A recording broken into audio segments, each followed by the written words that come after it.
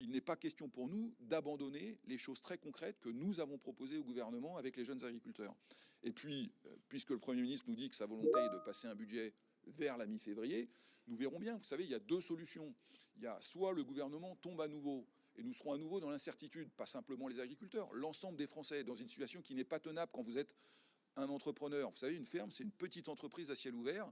Et les agriculteurs, comme tous les artisans, comme tous les commerçants, ont aujourd'hui besoin de mesures budgétaires pour avoir un peu de lisibilité, un peu de stabilité, dans un contexte politique qui est inédit.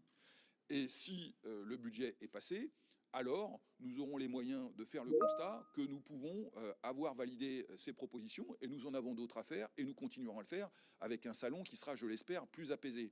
Mais écoutez, attendons déjà à la mi-février. En tous les cas, pour ce qui nous concerne, le premier temps de l'action, c'est les élections aux chambres d'agriculture dans les départements, au plus près des agriculteurs, parce qu'il compte, c'est la proximité et la réalité du métier, et c'est pour ça qu'on se bat pour des actions concrètes. Et puis ensuite, c'est d'observer, et je l'ai dit, cette course contre la montre, elle passe par la nécessité d'obtenir un budget. Et puisque certains disent qu'ils demandent des choses qui ne coûtent rien, nous, on assume de dire que nous, on demande des choses qui coûtent.